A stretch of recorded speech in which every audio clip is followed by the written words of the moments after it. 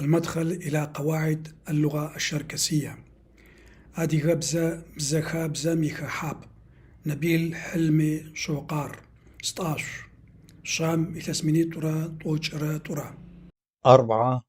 الأحرف المضمومة. مقا أذكر. يتم لفظ الحرف المضموم عن طريق تدوير الشفاه كلفظ الضمة في اللغة العربية، ويبلغ عددها 15 حرفا: ج، غ، ز، ظ، ك، ق، ق، أ، أ، خ، ص، ص، ص، أ، خ. الحرف خ يرد في لهجة القبردي فقط. 5.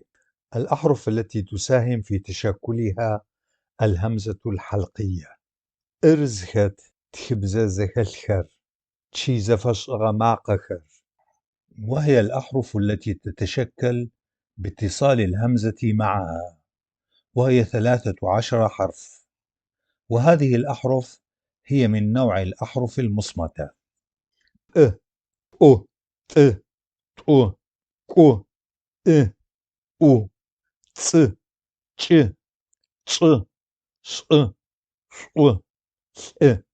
1.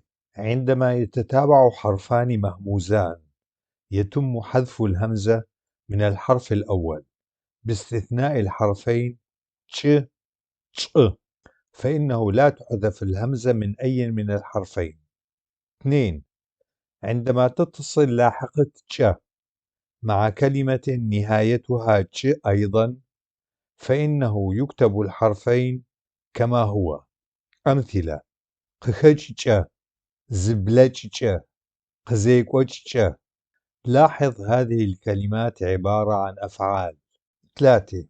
عندما تتصل كلمة لها نهاية ch مع أداة الحالة الاسمية ch، فإن الحرفين يكتبان دون أي تعديل: كخج، وقج.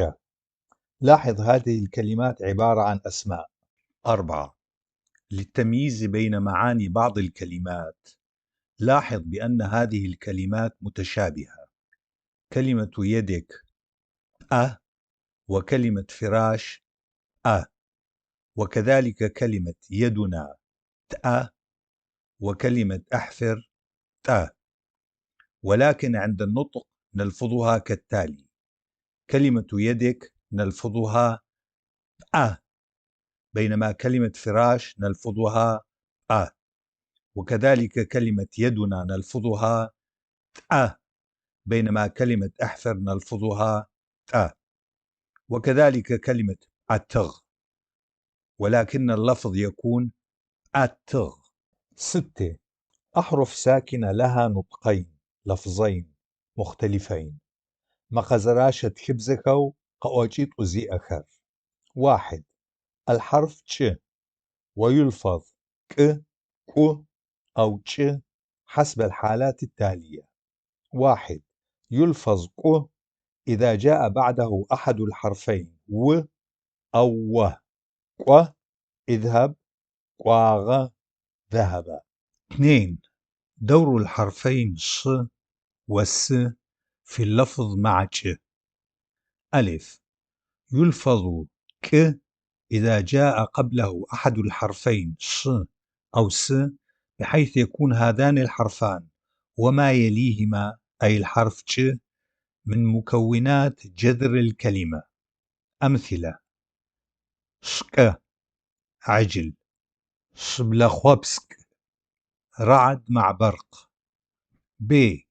يلفظ ش إذا جاء بعد الحرفين ص أو س مباشرة كلاحقة ولم يكن من أصل بنية الكلمة. أمثلة: شسج خشتب، لا يمكن أن يكون جالسا. هشج رعز، راض عن أخيه.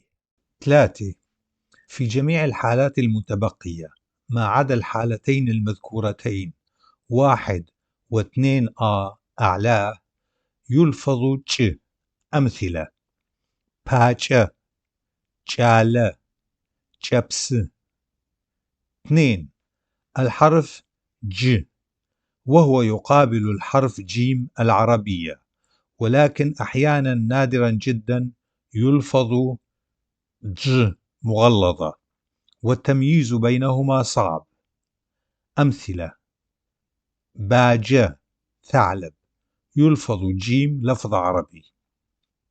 الركبة ثكوانجة يلفظ جيم مغلظة. 3. الحرف ي له لفظان: واحد يلفظ ي في معظم الحالات تقريبا. أمثلة: سيس أسبح، قريخ يخرج، فيح يأخذ له. 2. يلفظ ي في الحالات التالية: 1. إذا جاء في أول الكلمة: يس يسبح، يف يسوق، يجار درس. 2. إذا جاء بعد حرف صوتي مباشر: واي، لي، ساي. موقع الحرف: في الحالة الأولى يكون في منتصف الكلمة، وفي الحالة الثانية يكون في آخر أو أول الكلمة، وأحيانا في منتصف الكلمة. 4. الحرف ج له لفظان: 1. يلفظ ج مغلظة جيم مصرية في الحالات التالية: إذا جاء بعده أحد الحرفين و. أمثلة: قوس يجلس بجانبه، جو قلب. 2. ما عدا الحالتين السابقتين فإنه يلفظ ج مخففة.